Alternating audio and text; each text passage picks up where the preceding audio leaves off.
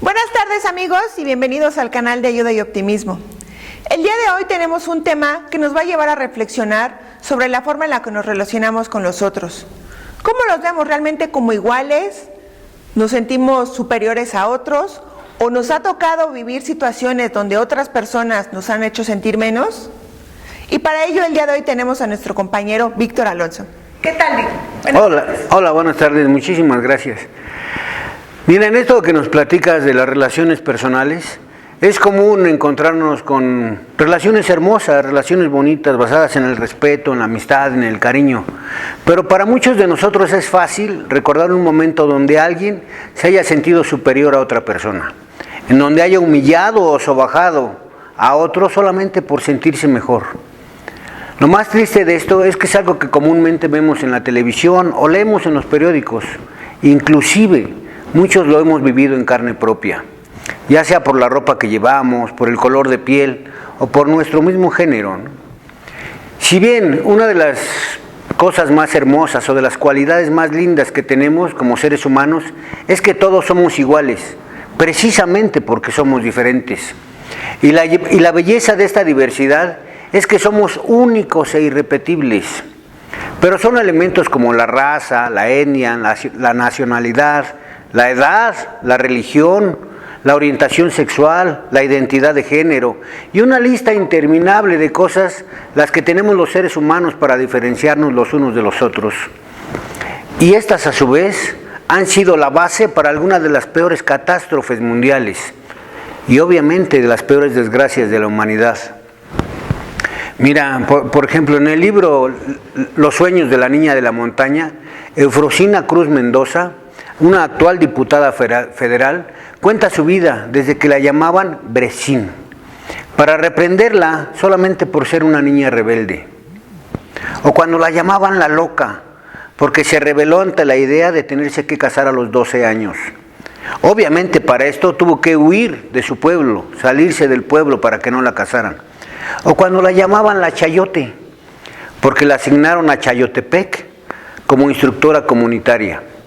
Cuando consiguió que la llamaran la contadora, la candidata, a la que por cierto le impidieron gobernar por ser una mujer, por no ser profesionista o por no vivir en su pueblo. Le impidieron que gobernara en su pueblo. O cuando la llamaban la presidenta, porque fue presidenta del Congreso de Oaxaca. Cuando le decían la secretaria o ahora la señora diputada. Eufrosina relata cómo comenzaron a dolerle las miradas, cómo conoció la palabra discriminación, cuándo fue que entendió que debía de arrebatarle sus sueños a la vida, porque la vida había sido muy duro para ella, cómo se tuvo que privar del amor y de las otras muchas cosas, cómo se convirtió en un problema, cuando fue noticia en los periódicos internacionales y ahora ya no podían negarle la candidatura en su pueblo natal, en la Sierra Zapoteca de Oaxaca. Ahora, cuando le preguntan a la ganadora del Premio Nobel de la Juventud, diputada, legisladora y una exitosa empresaria, ¿qué le falta por hacer? Ella responde, me hacen falta muchísimas cosas, pero en primer lugar, que nunca más se case obligatoriamente a una niña de 12 años. Pero también quisiera gobernar en mi estado. Mira, esta es una historia de una mujer como hay miles, ¿no? Pero no solo en la sierra, apartada de las miradas de todos nosotros, sino en la escuela de tus hijos, con tus compañeros de trabajo y en cualquier lugar a donde volteemos o caminemos, la desigualdad es algo cotidiano. Pero ¿cómo es que nace este rechazo a los valores, al color de piel, a la raza, al género, nos decías, de otros? ¿De dónde parte esto? Mira, tal vez esto inicie desde los principios de la humanidad, ¿no? Podemos encontrar muestras de discriminación hacia lo diferente, hacia la raza, por el color de piel, por ser mujer, como bien decías, etcétera, ¿no? El día de hoy, después de miles de años de desarrollo, las cosas siguen igual que en un principio. Podríamos hablar, por ejemplo, de los miles de judíos que fueron asesinados solo por la idea de que existía una raza superior. los migrantes y cómo están repletas de tumbas las fronteras de muchos países, las personas con capacidades diferentes. Sería interminable la lista si quisiéramos nombrarlas a todas. Pero, por ejemplo, el 21 de marzo de 1960 tal vez sea el día más importante contra la discriminación racial. Fue precisamente en ese día cuando la policía abrió fuego indiscriminadamente, matando a 69 personas que se manifestaban de una manera pacífica contra las leyes que conocemos como el apartheid en Sudáfrica.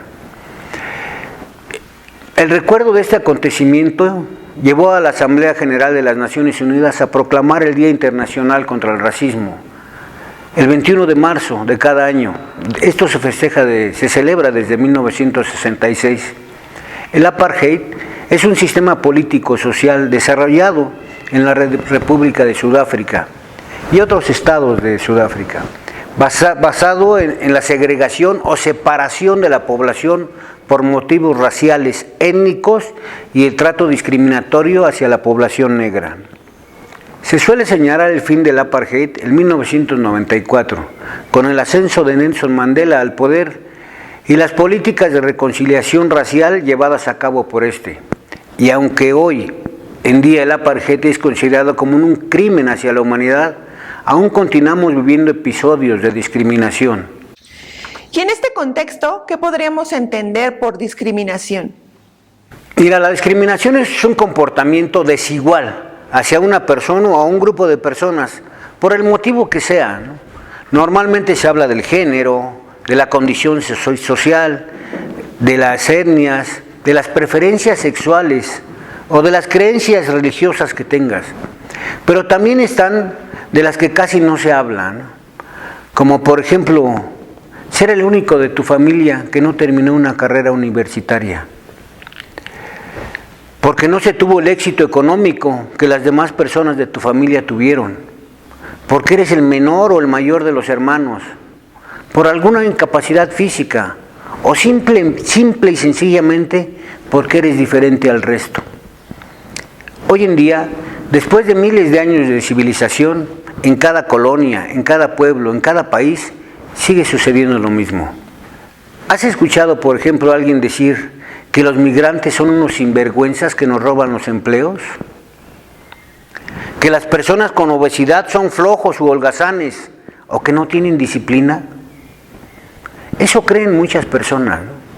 Juzgando sin saber si la persona tiene una enfermedad, si es hereditaria su condición o simple y sencillamente así les gusta. ¿Y qué me dices de las personas homosexuales, que son perversas y un mal ejemplo para la sociedad? Hasta el día de hoy, para muchas personas que no coinciden con las preferencias sexuales de otros grupos, estas son desviaciones. Pero también es cierto que en estos días ya se cuestiona si el género solamente es una construcción social. Pero sin importar si tú crees o no en esta cuestión, lo interesante es ¿por qué nos atrevemos a juzgar a los demás? ¿Y qué podríamos hacer nosotros desde casa, ¿no? Nuestros amigos que nos ven a través de esta plataforma, para que las cosas no continúen como hasta ahora? Mira, sin lugar a dudas, comenzar justamente ahí, en la casa. Empezando por uno mismo. Piensa por un momento, ¿cómo es tu trato con las personas que te rodean? Y no hablo de las situaciones como los ejemplos que ya vimos. Hablo de algo más cotidiano. Pueden ser cosas muy pequeñas, cosas del día a día. En casa, ¿cómo se reparten los trabajos en el hogar? ¿Los hacen entre todos o solamente están diseñados para que los haga una sola persona? En casa, ¿existe la libertad de expresión sin el miedo o el temor a ser juzgado o castigada por lo que pienses o digas? ¿Cuánto sabes tú acerca de la discriminación? Tal vez el día de hoy no sepamos mucho, pero entonces allí empieza la tarea, en educarnos y analizar si lo que está pasando en mi casa tiene algo que ver con la desigualdad. Se habla mucho, por ejemplo, de que los pequeños no tienen este tipo de comportamientos, pues no encuentran diferencias unos de los otros. Un niño chiquito puede abrazar a uno de otro color, a uno de otra raza, no hay ese tipo de discriminación. Pero ¿y tú? ¿Tomas en cuenta la opinión de los más pequeños en la toma de las decisiones de casa? ¿Qué pasaría, por ejemplo, si los adultos y los niños habláramos más? Si escucháramos a los pequeños. Solemos poner barreras en las charlas con los niños, pero no sabemos, créeme, no sabemos cuántas ideas y proyectos maravillosos se han desechado, solamente porque existían en la cabecita de un niño, en la mente de un niño. Siempre hablamos de la creatividad que existe a la temprana edad, de la capacidad de resiliencia que tienen para levantarse ante la adversidad, de la motivación, de la energía de los más jóvenes. Y también hablamos de la experiencia, de la sabiduría de los adultos, ¿no? De los contactos que se tienen y del conocimiento de los mayores. ¿Qué pasaría si uniéramos todas estas fuerzas? Si las uniéramos en lugar de poner barreras. El pequeño no tiene complejos, pero el mayor tiene mucha prudencia.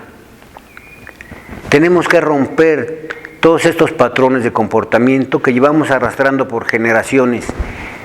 Ideas, chistes y otras tantas expresiones que vemos como normales, pero que en realidad hablan de un rechazo hacia cualquier cosa o persona, ¿no? Por ejemplo, las mujeres no saben conducir. Los hombres no escuchan cuando les hablas. Ellas no entienden los mapas, pero ellos no pueden hacer dos cosas a la vez. Estos ejemplos los has escuchado varias veces, ¿no? ¿No estás cansada de estos tópicos sobre ambos géneros? Muchos son los clichés que se empeñan en diferenciarnos, en crear un estereotipo de hombre y otro de mujer. Y es verdad, tenemos habilidades, gustos, virtudes que más que diferenciarnos, podrían ayudarnos a crear un mundo mejor, un mundo que ni siquiera podríamos imaginar, un mundo donde no haya barreras, sino puentes. Un mundo donde lejos de pelear por saber quién es más o menos, podríamos descubrir que juntos somos invencibles. Mira, todo esto se oye muy interesante, la verdad. Pues sí, al final el planteamiento es poder hacer las cosas en común. Pero verdaderamente, ¿cómo podríamos lograrlo? Digo, se oye muy bonito, ¿no? Pero ¿cómo podríamos lograrlo?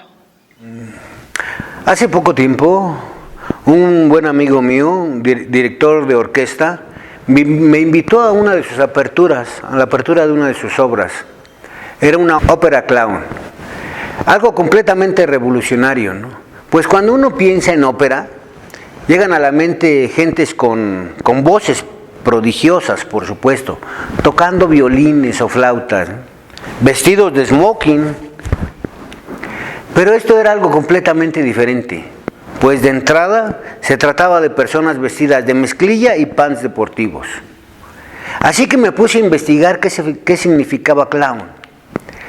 Y me encontré con que era un personaje, un estereotipo, representado comúnmente con vestimentas extravagantes, maquillaje excesivo y pelucas llamativas. Un artista de circo que se hace el gracioso, con trajes, ademanes, dichos y gestos. Pero también es cierto que a veces se usa con un sentido despectivo esta palabra. Y en esta curiosidad que tú me conoces, me caracteriza, me topé con Wendy Ramos, una comunicadora social, actriz clown, guionista y directora de teatro, quien también es activista y nos platica de muchas labores sociales que ella hace en su papel de clown, el cual ella define como no ponerse máscaras o disfraces, sino por el contrario, quitarse las máscaras y las etiquetas. Y al quitarse todas estas máscaras, no le queda otra manera de presentarse, sino como ella misma. Ya no es ni la artista, ya no es la empresaria, ya no es la activista, solamente es ella, ni siquiera por el nombre, sino es el ser humano. Y al comportarse o al presentarse de esta manera, pues ella ve a las demás personas de la misma manera. Ella nos platica, por ejemplo, que cuando llega al hospital, pues encuentra a un pequeño a un niño, pero es un ser humano, antes que otra cosa es un ser humano, no es un enfermo. Ella nos pone como ejemplo y nos dice, cuando vas a ver un enfermo, ¿cómo lo tratas? Como a un enfermo. ¿Cómo estás? ¿Qué está? Pobrecito. Y lo consientes, en vez de tratarlo como un ser humano, ¿no? Entonces ella, al llegar al hospital, no ve a un enfermo, ve a un ser humano y lo trata como tal, como un ser humano. Y ese es un aliciente muy grande para los pequeños, al ser tratados como seres humanos y no como enfermos, no como una persona enferma, ¿no? Y dentro de todo este estudio que ella hace, nos platica que mientras más edad tenemos, más nos interesa en lo que las otras personas son. ¿A qué te dedicas? ¿Y tú qué haces? Y todas estas preguntas que hacemos. Y lo que estas preguntas se esconden en verdad es, ¿y tú para qué me sirves? ¿A qué te dedicas? Soy doctor. Es que tengo una dolencia aquí. ¿Y tú qué haces? Yo soy psicóloga. Fíjate que tengo una amiga que tiene un problema de una relación. Y ya queremos sacar ventaja de lo que las otras personas son. Por eso nos interesamos tanto en qué se dedican las otras personas. Y obviamente, dependiendo la respuesta que nos dan, nos ponemos por arriba o por abajo de ellos. De esta manera no solo vamos conociendo a la gente, sino en muchos casos es la manera en que nos presentamos, olvidando por completo al ser humano. Ya que debajo de todas estas máscaras hay una persona, hay un ser humano. Una persona que podría estar pasando un día maravilloso, un día muy lindo, o tal vez un día muy terrible, no lo sabemos. Ok, y si la idea no sé, de presentarnos, tener mejores relaciones, sería no utilizar estas máscaras y no ser tal cual somos nosotros, ¿por qué usamos las máscaras? Mira, utilizamos las máscaras porque ellas nos permiten actuar como si fuéramos capaces de hacer cualquier cosa. Y nos protegen de lo que creemos nos puede lastimar o nos puede dañar. Es decir, las máscaras son mecanismos de defensa que intentan ponernos a salvo y construyen una muralla para que nada nos lastime. Y funcionan, la verdad es que funcionan, porque nada del exterior entra y te lastima, ¿no? Con estas corazas. Pero al no permitir que nada entre, tampoco permiten que nada salga. Y entonces quedamos aislados del mundo exterior, perdiendo nuestra capacidad empática. Y esto nos orilla a actuar como si no nos importara el resto del mundo. Por ejemplo, una de las máscaras que más se usan o que mejor podría representar lo que estamos hablando es la que se utiliza en el trabajo, donde actuamos como si fuéramos los únicos capaces de resolver cualquier problema que se presentara en nuestro ambiente laboral, ¿no? Sintiéndonos indispensables y tratando al resto de nuestros compañeros como si su trabajo fuera deshonroso. Pero, ¿crees que haya un trabajo deshonroso? Veámoslo así. La gran mayoría de nosotros estará de acuerdo en que no hay un trabajo deshonroso. Una persona debería de sentirse segura y muy orgullosa de lo que hace, ya que es una manera de descubrirnos a uno mismo, ¿no? De saber hasta dónde somos capaces de llegar. Pero tristemente hay muchas personas que utilizan sus puestos de trabajo para sentirse superiores que el resto, ya sea porque poseen un mejor trabajo, un salario más grande, o no sé por qué, pero siempre están intentando eso, sobajar a los demás, haciéndolos sentir que su trabajo es deshonroso. ¿Y por qué pasa esto? Mira, este tipo de personas basan su vida bajo la dialéctica del maestro y el esclavo. Hegel fue un filósofo de los más importantes de la historia de Occidente. Él nos platica cómo, bajo esta lógica, siempre existirá la comparación. Si en esta comparación me considero más conocedor, hábil o capaz, me sentiré como el maestro. Pero si en la comparación salgo perdiendo, mi comportamiento será como el esclavo. Y bajo esta lógica, las personas sienten que pueden tratar a los demás como esclavos.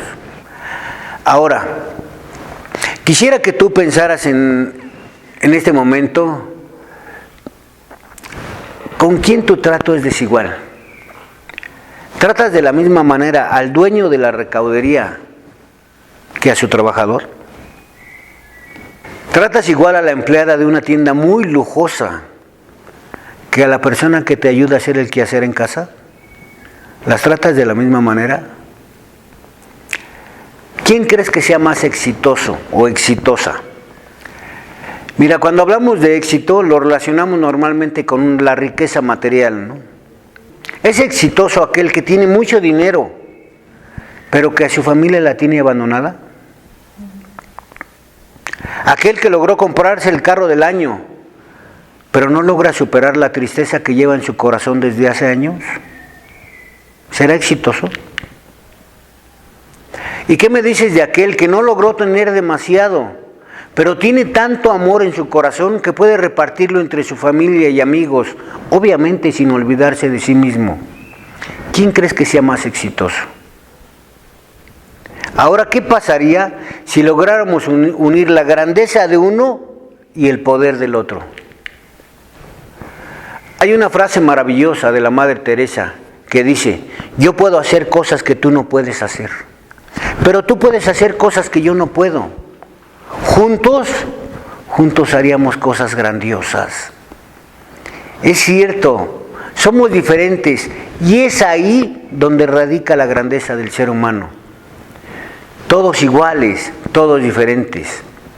Todas las personas que vivimos en este mundo somos diferentes, somos únicas y sin embargo todos somos iguales, porque tenemos los mismos derechos. No se puede privar de derechos a nadie, a ninguna sola persona, solo porque creemos que es diferente o que piensa diferente, en cualquier ámbito de la vida, ya que cada uno de nosotros es diferente y eso es lo que nos hace iguales al resto. Hablar de igualdad es tratarnos a todos por igual, sin importar el credo, la condición, raza, género, edad, ni nada que inventemos para separarnos. Todos somos iguales. Ok, mira, y por último, para empezar a cerrar este tema, ¿cuáles serían las recomendaciones que tú nos darías para empezar a implementar, para comenzar a generar este trato igualitario con todo nuestro entorno? Claro, mira, creo que hace ratito mencionábamos, educarnos sería la primera, ¿no? Ver películas y documentales que te hablen de racismo, de discriminación y de prejuicios, para de esta manera poder entender lo que sienten las personas al ser tratadas de esa manera. Obviamente es algo muy diferente al resto de los seres humanos. Escucha a tus familiares y amigos, eso te invita a sentir un poco más de empatía, generando conciencia para ayudar a los que aún son discriminados. Conviértete en un ejemplo. ¿Qué te hubiera gustado tener? No importa si eres el hermano mayor o el menor, el amigo o el vecino, da un buen ejemplo, desafiando la discriminación cotidiana que existe alrededor de nosotros. A menudo los chistes, los cuentos o las preguntas son el principal foco para detectar un acto discriminatorio. Sé valiente para intervenir cuando veas un acto de este tipo. No te compares con nadie, ya que ese es el primer paso para encontrar diferencias, que en muchas ocasiones son el pretexto para discriminar. Sé más empático con las personas que ves que sufren cualquier tipo de discriminación. Esto tristemente es mucho más común de lo que imaginamos. Okay. Pues muchas gracias por compartir este tema tan interesante con nosotros el día de hoy.